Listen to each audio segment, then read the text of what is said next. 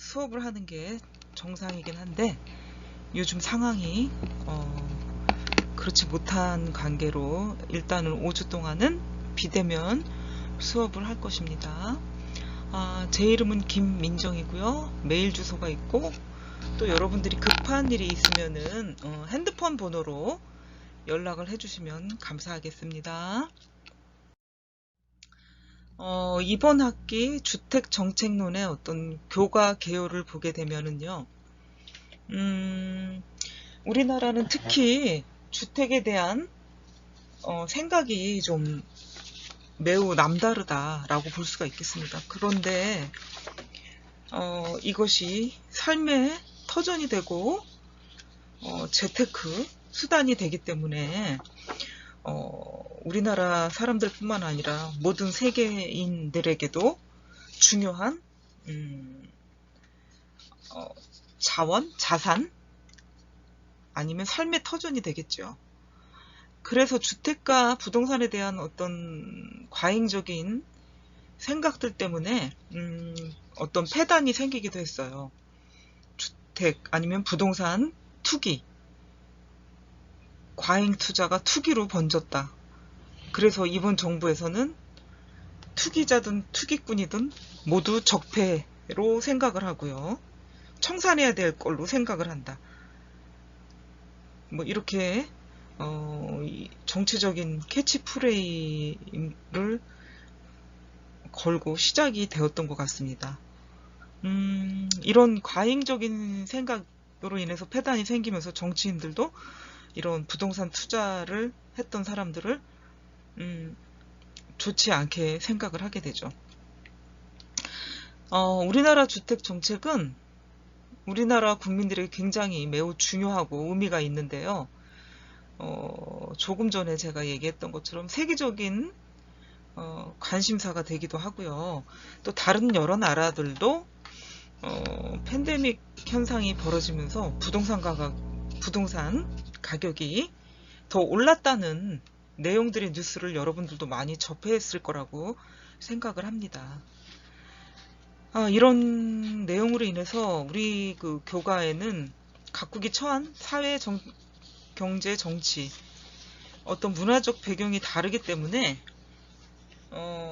정책도 다 다르게 만들 수밖에 없는데, 그렇지만 어떤 공통의 관심사이기도 하기 때문에 주택 정책이 어떻게 만들어지고 또 왜 만들어야 하는지, 또 왜 필요한지 이런 것들에 대해서 배우는 교과목이 주택 정책론이라고 할 수가 있겠습니다. 그래서 여러분들과 한 학기 동안 의미 있고 재밌게 배워보도록 할게요.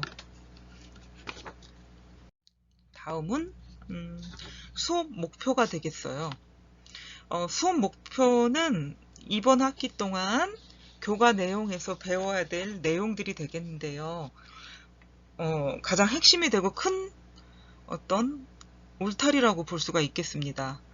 주택 문제의 인식과 주택 정책에 관한 내용들을 배우게 되겠고요. 주택 시장과 주택 정책. 첫 번째, 두 번째 다 중요하죠. 물론 주택 문제에 대한 인식을 우리가 할 수밖에 없는데, 이런 문제 인식에서부터 주택 정책이 나오게 되고요. 이 주택 정책이 잘 만들어졌는지, 과연 국민들에게 실효성이 있고 현실성이 있는 정책인지 들여다볼 수가 있겠죠. 주택 시장하고 주택 정책이라는 거는 주택 시장의 작동 원리가 있어요. 공급과 수요. 그건 뭡니까? 수요자와 공급자를 얘기하는데, 수요자가 있는 만큼 공급을 해줘야 되는 상황이 되겠는데, 예전에 같으면 공급자 시장의 위주가 됐었어요. 주택시장이라는 게. 근데 현재에 와서는, 21세기에 와서는, 특히 2000년대 이후에 와서는 수요자 중심의 시장으로 바뀌었다는 거. 그래서 주택 정책도 수요자 중심의 주택 정책으로 가야 하는데, 과연 그것이 제대로 정책이 만들어지고 실현이 되고 있는가를 또 엿볼 수가 있겠죠. 세 번째 주거입지와 주거단지 개발을 들 수가 있겠는데요. 주거입지, 우리가 어디에 사느냐, 어느 위치에서 살고 있느냐, 이게 이제 주거입지. 그 다음에 어떤 단지를 조성하고 있느냐, 그래서 주거단지 개발, 타운하우스냐, 단독주택이냐, 뭐 전원주택이냐, 아파트냐, 뭐 이런 것들이 주거단지 개발에 있어서 내용들이 되겠고요. 입지라는 건 뭡니까? 입지. 교통의 편리성, 편리한 그 인프라 시설을 이용할 수 있는 접근성, 공공기관들이 가까운 데 있나, 학교가 가까운 데 있나, 지하철 버스 정거장이 가까운 데 있나, 또 문화시설이 가까운 곳에 있나, 이런 것들을 전부 따져보는 게 이제 주거 입지가 되겠죠. 병원이 가까운 곳에 있나, 이런 것들의 편리함이 주택 가격과도 상관관계가 있다는 연구 결과가 나왔기 때문에 주거 입지라는 건 매우 중요하다. 주택을 선택함에 있어서 주거 입지는 매우 중요하다. 큰 줄기로 볼 수 있는 내용들이겠죠. 다음은 저소득층을 위한 주택정책이 어떤 것이냐. 공공이 개입하는 이유 중에 하나가 부의 재분배라고 할 수가 있겠죠. 뭐 사회주의 국가가 아니더라도 민주주의 국가에서도 모든 국민들이 행복하고 잘 살 권리가 있다고 생각을 해요. 그래서 개인이 하지 못하는 복지를 공공과 국가가 나서서 해줄 수 있는 것들이 있는데, 그것이 주택 문제에도 연결이 되고요. 결부가 되기 때문에 저소득층이나 노약자, 사회 취약계층들, 약자들을 위해서 정부나 공공기관, 공공이 나서게 되는 거죠. 이 사회는 전체적으로, 아니면 이 지구상은 전체적으로 똑같이 잘 살고 똑같이 못 살지는 않습니다. 그렇기 때문에 잘 사는 사람들한테는 조금 더 세금을 걷어서 저소득층인 국민들에게 돌려줄 수 있는 방법이 어떤 게 있나, 복지라고 이제 생각을 하는 거죠. 주거복지, 주택정책론에서는 주거복지가 관련이 있다. 주거복지와 연관이 돼 있어서 주거복지를 위한 주택정책을 만드는 게 행정가와 공공기관에서 할 수 있는 일이라고 볼 수가 있겠습니다. 그래서 이렇게 큰 틀에서, 울타리에서 여러분들과 한 학기 동안 공부를 하게 되는데, 마지막으로 한국 주택 정책의 발전 방향을 어떻게 가져가야 될 것인가 하는 과제 같은 일이죠. 우리나라 주택 정책의 과제 같은 것을 마지막에 제시하게 되고 여러분들과 수업을 해볼 수가 있겠습니다. 그래서 이번 학기 동안은 이런 큰 틀에서 수업을 할 것이고, 이런 걸 배움으로 인해서 이런 정책과 저소득층과 주택시장과 한국 주택 정책의 발전 방향의 어떤 모습을 수업의 목표로 여러분들과 삼고 수업을 진행하도록 하겠습니다. 평가 방법을 한번 보도록 하겠습니다. 평가 방법. 여러분들이 이제 계속 수업을 하다 보면 뭐 1주부터 7주까지 OT를 하고 또 수업 진행을 하다 보면은 어느덧 중간고사 기간 8주가 다가오게 되죠. 예, 그래서 중간고사는 8주째 보게 되고요. 7주까지 여러분들과 수업한 내용을 우리가 계획했던 바처럼 7주간 모든 수업을 나갔으면 다행이지만, 뭐 나가지 않더라도 7주까지 했던 수업을 가지고 중간고사를 치르게 됩니다. 중간고사 보기 전에 과제를 한번 낼 것이고요. 마찬가지로 이제 8주에 중간고사를 보게 되면 9주부터 13주까지 수업을 진행하게 됩니다. 그 사이에 또 과제를 한번 내주게 돼요, 여러분한테. 그래서 총 2번의 과제가 나가게 되고요. 과제는 10% 정도, 왜냐하면 여러분들이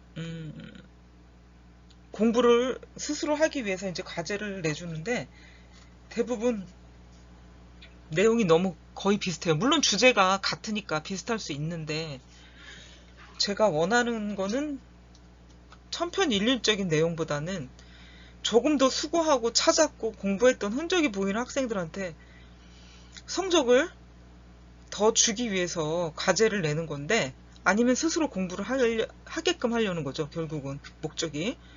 그런데 제출하기 위한 과제를 하죠.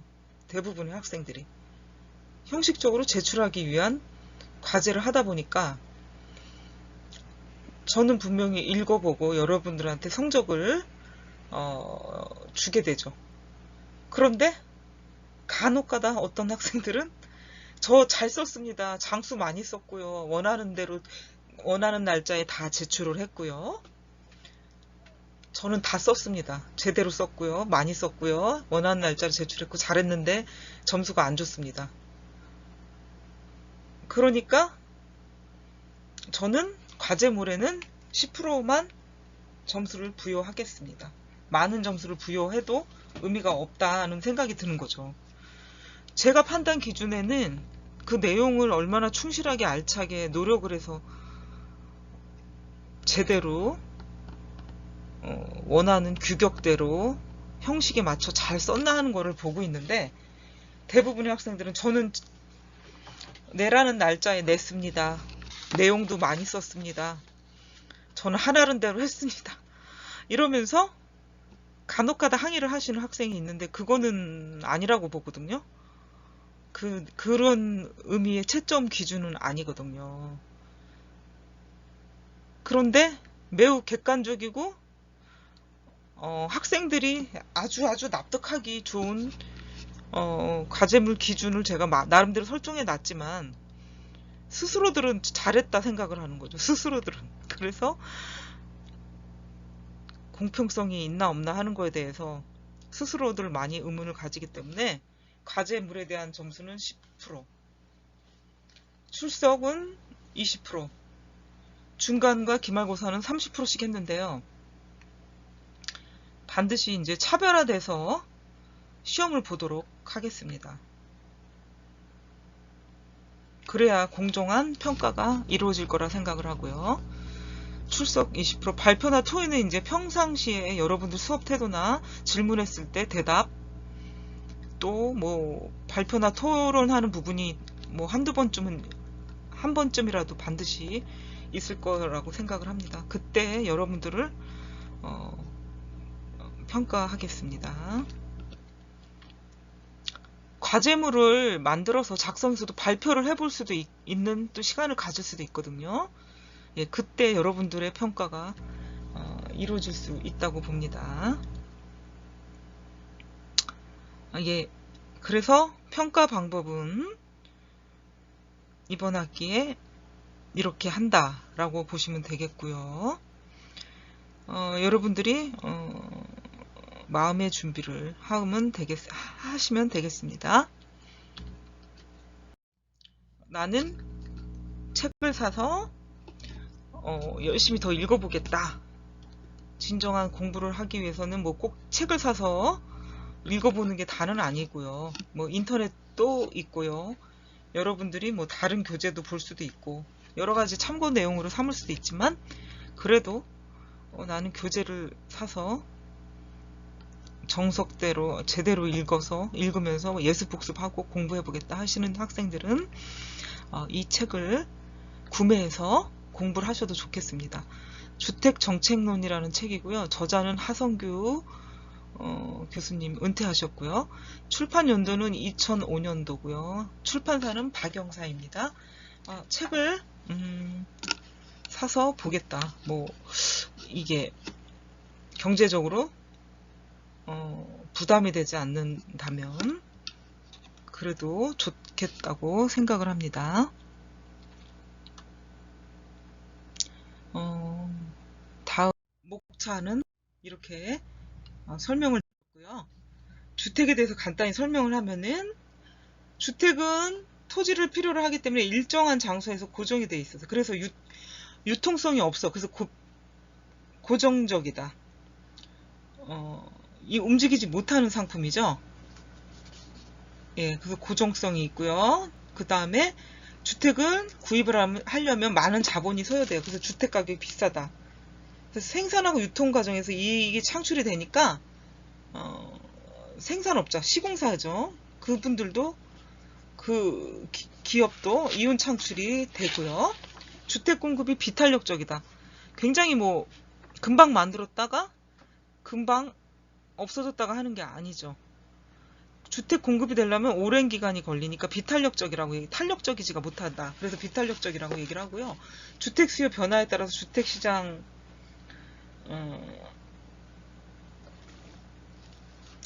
작용은 항상 불완전한 특성을 가지고 있고요. 주택은 공공 서비스 필요성이 있으면서 정부의 정책과 인근 지역의 영향을 받고요. 가구 소비에 있어서 큰 몫을 차지하고요. 재산가치 수단이 되니까 프라이버시 보호의 역할을 담당하는 게 주택의 특징이다.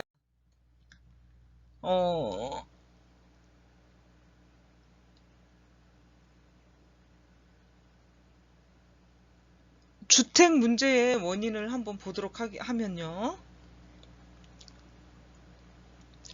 주택 문제의 원인. 토지의 부동성과 주택의 비유동성은 특정 지역의 주택이 양적으로 부족한 원인이 되고요.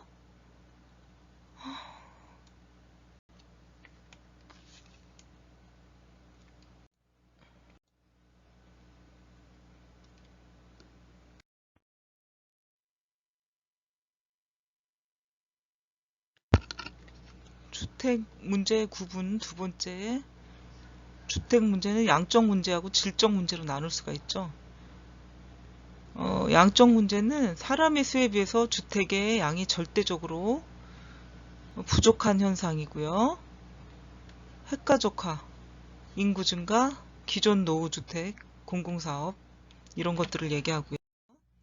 질적 주택 문제는 주택 가격 부담이 너무 크고 이거는 경제적인 문제, 저소득의 문제다라고 얘기를 하는데 생활태도 변화, 주민소득 및 생활수준 향상, 고급 주택 수요 증가, 거주 면적의 증가에 따른 주택 수요의 증가, 신건축 자재의 개발, 주택금융의 확대를 들 수 있습니다.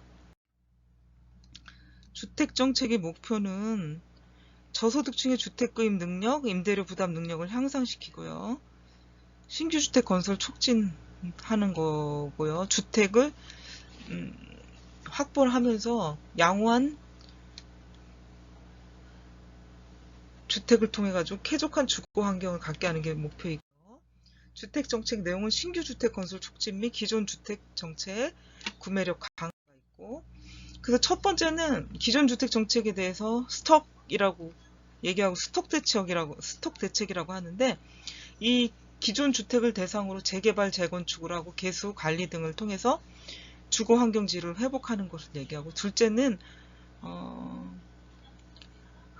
흐름대로 간다. 플로우 대책이라고 하죠. 그래서 플로우 대책은 주택 수요가 있는 지역에 대해서 공적 주체가 직접 간접으로 개입을 하고요. 주택 건설을 자극하는 것을 말하는 겁니다. 구매력 강화는 주택 구입, 임대, 세제 상위 혜택과 지원, 금융 확대 해주고요. 공급 증대를 시키는 것, 수요 유발을 하는 거고요.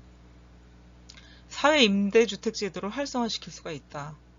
또 임대료 분양가 규제를 통해서 저소득층 주택 구입을 조정할 수도 있고, 대규모 주택 건설을 지향하고 중소규모의 주택을 공급하는 것을 적정화해서 바람직하게 유도를 한다. 주택 공급의 원칙이 있죠. 적지성, 적합성, 간소성, 적시성, 정략성. 적지성은 적합한 지역의 땅에다가 주택 공급을 해줘야 되고, 적법성은 법적으로 위배되지 않는 거. 간소한 거는 여기 나오죠. 편리한 방법, 절차에 의해서 취득할 수 있어야 하는 거. 적시성은 수요 발생 시점에서 적재적소, 그러니까 시간적인 타이밍을 얘기하는 거죠. 다섯째는 정량성에 대해서 수요와 공급에 관해서 적정한 양을 공급해줘야 된다는 거. 주택 공급의 결론인데요. 주택 정책의 목표는 저소득층의 주택 구입 능력, 임대료 부담 능력을 향상시키고 신규 주택 건설을 촉진하고 재고 주택의 보존, 개량을 통해 가지고요. 쾌적한 주거 환경을 갖게 하는 게 이제 주택 공급의 결론이고요. 이 정책의 내용은 크게 두 가지로 구분해요. 우리가 앞에 얘기했던 신규 주택 건설 촉진 및 기존 주택 정책 구매력 강화. 또 세 번째는 5가지 원칙, 보통은 5가지 원칙으로 구분하는데 적지성, 적법성, 간소, 적시성, 정량성으로 구분을 하게